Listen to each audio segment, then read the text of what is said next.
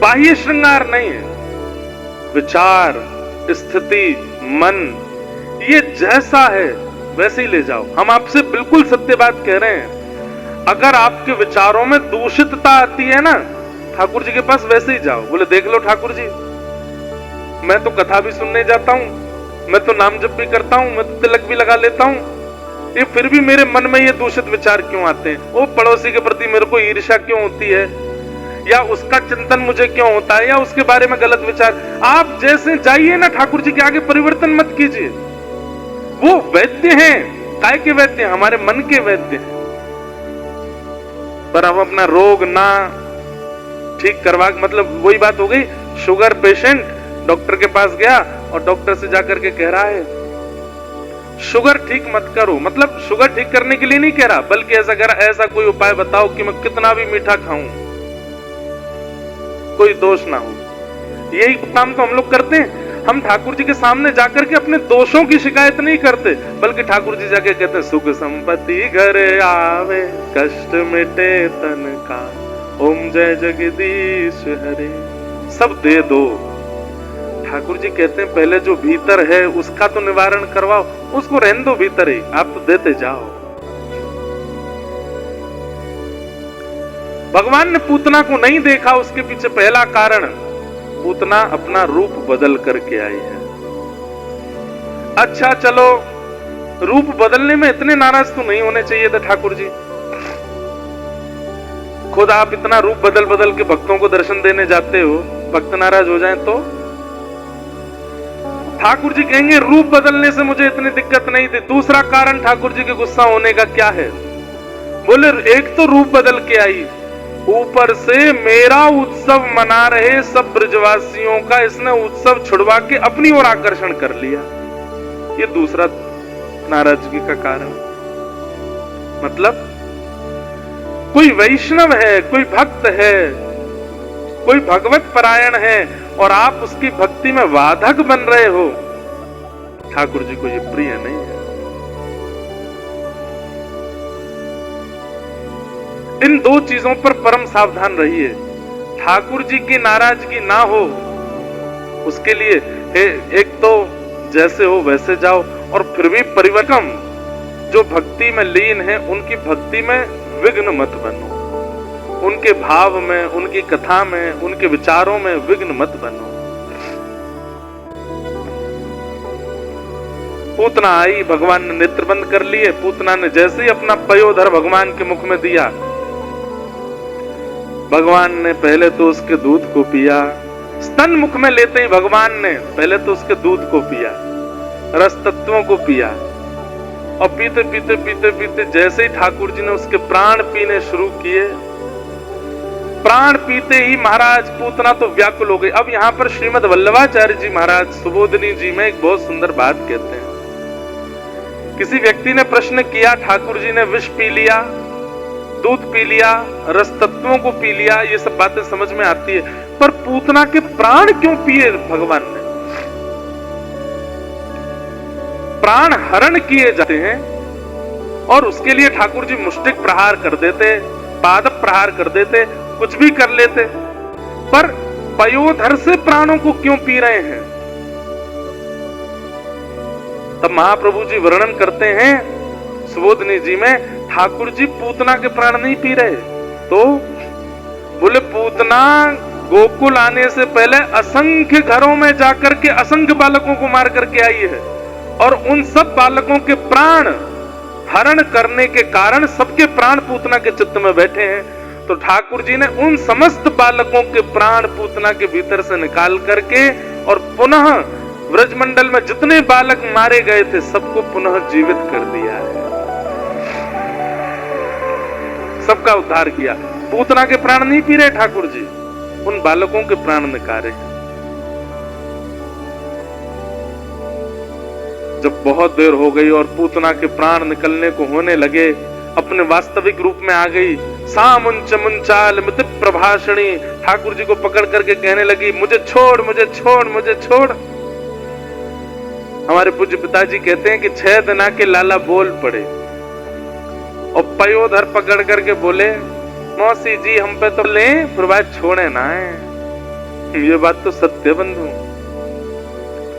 या तो ठाकुर जी की पकड़ में आओगे नहीं, कितनी कथा सुन लो, कितने मंदिर है आओ, कितने ब्रजमंडल घूमे आओ, कितने गोवर्धन परिक्रमा कर लो, या तो उनकी पकड़ में आओगे नहीं, और उनकी पकड़ में आए गए तो कितने प्रयास कर लिए और छोड़ के जा नहीं पाओगे, नहीं निकल पाओ। इसलिए तब तक आनंद कर लीजिए जब तक पकड़ में आ नहीं रहे हो। अभी पता है स्थिति क्या है, मेरी भी और आपकी भी, हमने ठाकुर जी पकड़ रखे हैं, वो जहां जहां जाते हैं हम पीछे पीछे भग देते हैं। काउ देना ठाकुर जी को मूड आगे और घूम करके देख के उनने ज्यादा ना पकड़ो, वाद ना फिर नहीं छूट पाओगे। अभी हमारी स्थिति क्या, हमने पकड़ रखे हैं, जब मन चाहता पकड़ लेते हैं, फिर छोड़ देते हैं, फिर पकड़ लेते हैं, फिर छोड़ देते हैं। लेकिन जिस दिन ठाकुर जी ने पकड़ लियो, ज्यादा ना उनने पकड़ लियो, फिर नहीं छूट पाओ। और वो पकड़ते नहीं है सबको, ये बात है, सब पर उनकी दृष्टि जाती नहीं है। मीराबाई का एक पद है, मुझे कोई लिख के देगी आज, और मैं गाता ही हूं कथा में। वो बोल रही है जिसको ठाकुर जी ने पकड़ लिया है। अरे राजा का डर किसको नहीं होता, मृत्यु का भय किसको नहीं होता, विष का भय किसको नहीं होता, सबको होता है। और जिसको ठाकुर जी पकड़ लेते उसको फिर किसी का भय नहीं होता। मीराबाई से कहा तुम कीर्तन भजन मत गाया करो, राणा को अच्छा नहीं लगता है। आपके देवर मीराबाई पर अभी बहुत सुंदर चरित्र है, भावुक कर देने वाला चरित्र है मीराबाई का। मीराबाई के जब जिनसे ब्याह हुआ वो गुजर गए तो उनके देवर बहुत उत्पीड़ना करते थे। तब सब समझाते थे कि मीरा तू भजन मत किया कर, वो तेरे को इतना पीड़ा देते हैं। अरे वो राजा है, उसकी बात मान लो। मीराबाई कहती हैं वो तो एक नगर का राजा है, पर मैं जिनका गुणगान गाती हूँ वो तो पूरे ब्रह्मांड का राजा है। नगर का राजा ज्यादा से ज्यादा नगर से निकाल देगा, रूठ गया तो, ब्रह्मांड का राजा रूठ गया तो कहां जाऊंगी मैं, फिर तो जगह ही नहीं है फिर कहीं भी। इसलिए गाती हैं सामुंच मुंचाल मति प्रभाषणी पूतना, सामुंच मुंचाल मति प्रभाषणी पूतना का प्राण पकड़ लिए ठाकुर जी ने, और विशाल विकराल स्वरूप धारण करके पूतना नंद भवन के पीछे गिर पड़ी और उसका वध हो गया। बोल पूतना मर्दन भगवान की। 6 दिन आके ठाकुर जी ने पूतना मार दी। ब्रजवासी सब दौड़े, इतनी जोर की आवाज कहां थे भैया, जाए करके देखो तो पूतना मरी पड़ी है और वाके पयोधर के ऊपर ठाकुर जी पौड़े हैं। ब्रजवासी ने ऊपर चढ़ के लाला उतारे और लेकर के गए सीधे गौशाला।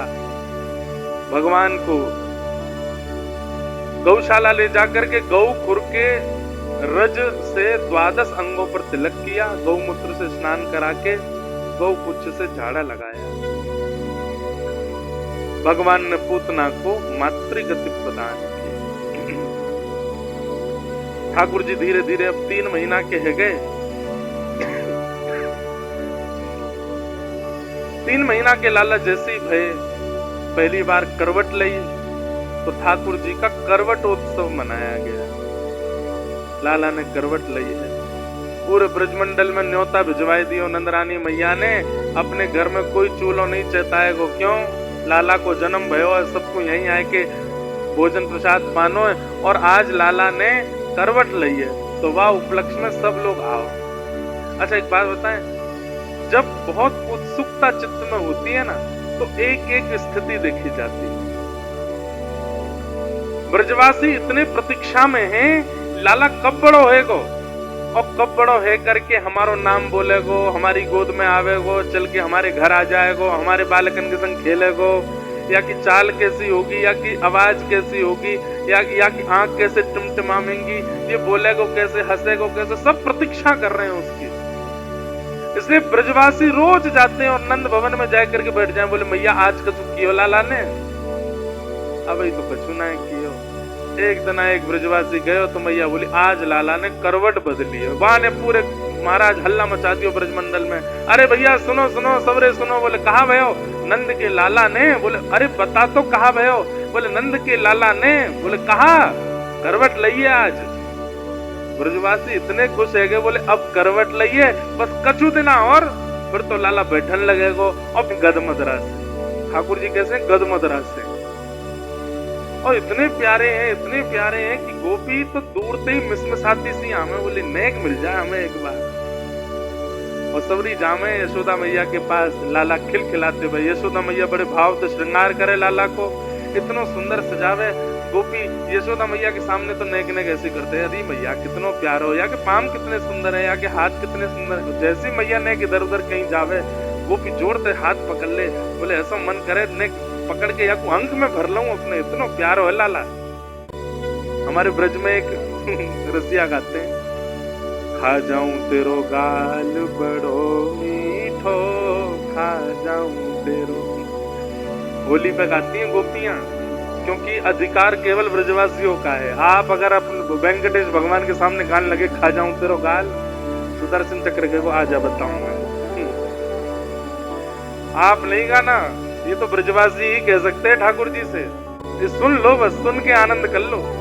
हमारे ब्रज में जब होली होती है ना, ये गारी है ब्रज की। क्या है? गारी। इसको कहते हैं इनडायरेक्ट वे में गाली देना।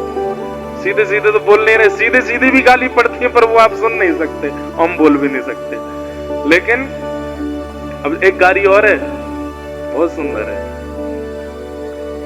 इनकी बहन कैसी है, इनकी मैया कैसी है, सबके ऊपर गारी है। तो लाला कैसे है? अरे आप गोपियों की बात छोड़ो, आप कहोगे महाराज जी आपने रसिया गा करके ठाकुर जी के गाल खाने की बात कही, शास्त्रीय बात बताऊं?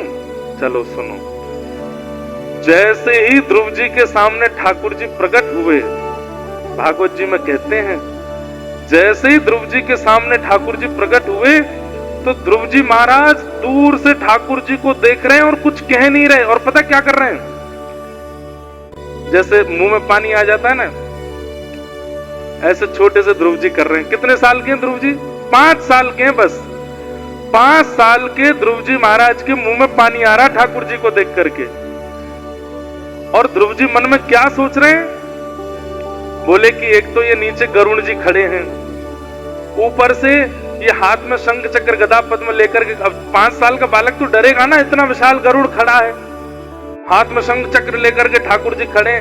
तो ध्रुव जी महाराज मन में सोच रहे हैं कि एक तो ये नीचे गरुड़ जी खड़े हैं, और ऊपर से शंख चक्र बिल्कुल तैयार, बिल्कुल जैसे मानो कोई को सर धरते अलग ही कर देंगे। अगर गरुड़ जी और शंख चक्र हटा दिए जाएं तो मेरे मन में क्या आ रहा है? तो ध्रुव जी कहते हैं,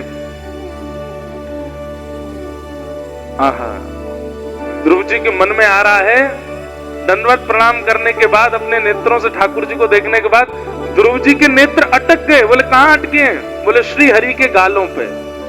और ध्रुव जी कह रहे हैं ये गुलाब जामुन जैसे गाल कितने अच्छे हैं इनके, अगर ये गरुड़ जी और ये शंख चक्र नेक दूर रह जाए तो मैं इनकी गोद में चढ़ के इनके गाल खा जाऊंगा, कितने प्यारे लग रहे हैं। तो गोपियां कह रही हैं खा जाऊं तेरो गाल बड़ो मीठो, और उन गोपियों पे आप लोग फिर संशय करने लगते हो, ब्रज की गोपियां ठाकुर जी को ऐसी नजरों से क्यों देखती हैं? अरे ठाकुर जी का रूप है ही ऐसा। 5 वर्ष का जब ध्रुव ऐसे मन में भाव ला सकता है तो गोपियां क्यों नहीं? सोचो। इसलिए ठाकुर जी से मिलवे जाओ तो मीठा आदि पहले से पाके जाना की इच्छा नहीं हो जाए, क्योंकि ठाकुर जी इतने मीठे लगेंगे, उनके रूप माधुरी को देख करके कहीं आपकी इच्छा नहीं हो जाए। गोपियां सब, कोई लाला के गाल खींच रही है, कोई हाथ खींच रही है, कोई पाम खींच रही है। थोड़ी देर में ठाकुर जी ने अपने सब मोती वोती तो फेंक दिए और जोर जोर से रोने लगे, चिड़चिड़ा गए ठाकुर जी। यशोदा मैया आई, हटो सबरी। लाला के नीले नीले गाल गुलाबी कर दिए, खींच खींच के, दबा दबा के। मैया बोली चलो हटो सबरी, मैं लेके जाऊं। और ठाकुर जी को लेकर के यशोदा मैया नंद भवन के पीछे एक बैलगाड़ी के नीचे कपड़ा बांध के झूला बनाया, मां सुवाए दिए। और थोड़ी देर वहीं बैठी रही, मेरे लाला को नींद आ जाए। और जैसे ठाकुर जी के नेत्र बंद भये हैं, सोए हैं ठाकुर जी, मैया बोली अब लाला सो गए, अब मैं देख लूं सब गोपी ने इतने गोपवाल आए हैं, सब भोजन करा दूं। जैसे मैया उठ करके गई, उतने में सक्टासुर नाम का एक दैत्य आ गया। सकट कहते हैं बैलगाड़ी को, और उसके ऊपर आकर के जो असुर बैठा उसका नाम पड़ा सक्टासुर। नीचे ठाकुर जी थे। ठाकुर जी ने मन में विचार किया, मैया मैं अकेलो छोड़ के चली गई, बड़े बड़े योगी बड़े बड़े तपस्वी मेरो ध्यान धरें और मैं तेरे घर लाला बन के आया, तुम मुझको अकेलो छोड़ के चली गई। एक बात याद रखिएगा बंधुओं, ठाकुर जी अटेंशन सीकर हैं। उनके विचार किए बिना आप कोई क्रिया करते हैं, ठाकुर जी को बहुत पीड़ा होती है।